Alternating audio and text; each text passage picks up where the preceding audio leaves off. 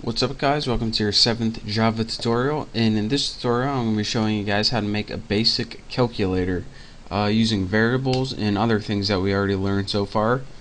So in your last tutorial I showed you guys how to get input from a user using something called a scanner, and we're going to need that again, and I already imported it.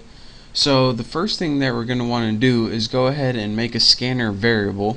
So let's go ahead and write scanner, and I'm going to name mine Bucky again, and again I'm going to set it equal to new scanner, and also I want to put system in so it knows where to get input from. So write system.in, and that's all you need to do for now.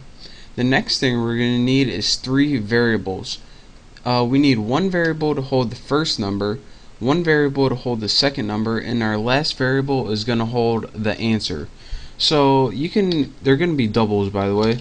So you can go ahead and declare them by writing double fnum for first num. Go to your next line and write double snum for second num. Or here's a neat little trick.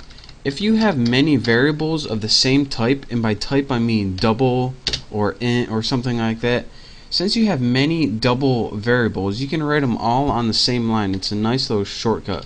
So write snum and answer. You can name your variables anything you want. I just usually have short variables since I don't feel like typing a whole lot. So the first thing we want to do on our calculator is just print a line of text that says enter first number so the user knows what to do. So go ahead, and you know how to write this: system.out.println. Println, and in your parameters just go ahead and write enter first num, and then put a little semicolon right there if you want. And now we can go, once we have that, all this is going to do is put a line of text enter first num on the screen. Now what we want to do is have a way to enter a number and have it stored in fnum.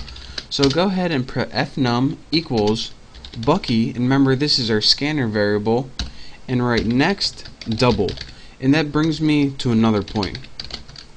Now in our last tutorial I showed you guys something called next line, and it was right here, and that was for strings.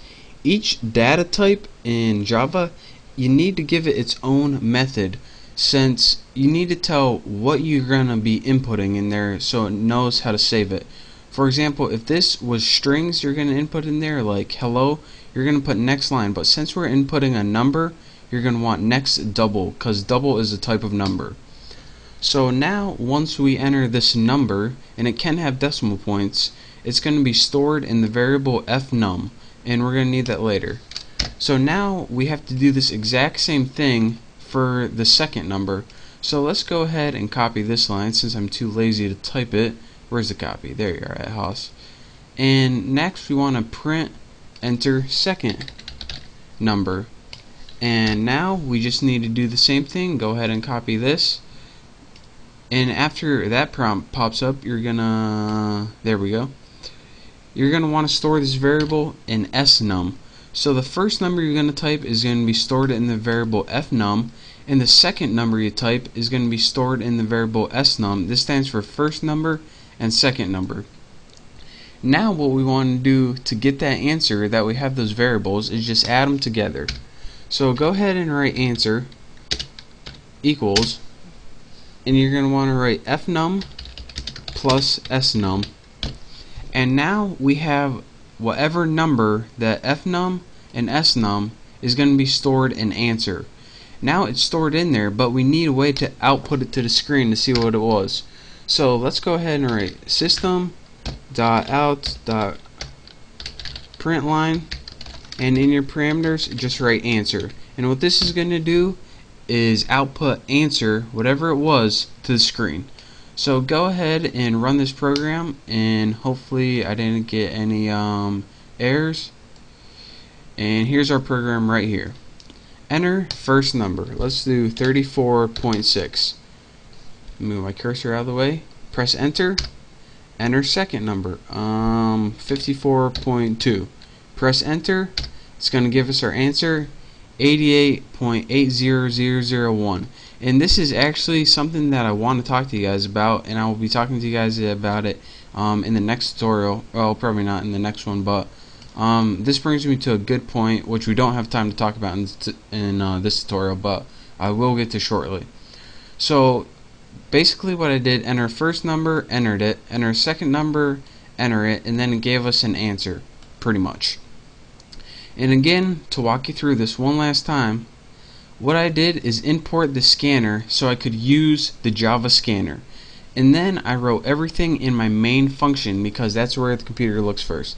The first thing I did was write a variable for the scanner just so we could use it. Next, I made 3 variables that were double, which means numbers. First number, second number, answer. The first thing I did was have a little prompt that said enter first number, just so I knew what was going on for the user. Next, I used that little scanner variable in the next double method to have whatever I typed in the keyboard to be stored in the first number. Then I just had something that says enter second number, and then I had it have the user input something else, and whatever they inputted that time is stored in snum. And then I just outputted whatever those two were added together, the sum of that, and I just printed it out on the screen. So that's a very basic calculator, and it had one flaw in it, and that was giving us many decimal points, and I'll show you why that is in the I don't know what tutorial, but it's going to be coming up pretty soon whenever I deal with numbers. But again, that's a basic calculator. That's how you build it, using a new method called next double that we learned, and also how to combine everything we learned so far and build a functioning program.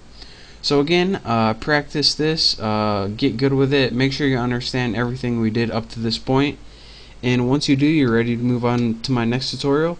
So thank you guys for watching. Hopefully I see you next time, and don't forget to subscribe to my channel. So thank you, and I'll see you then.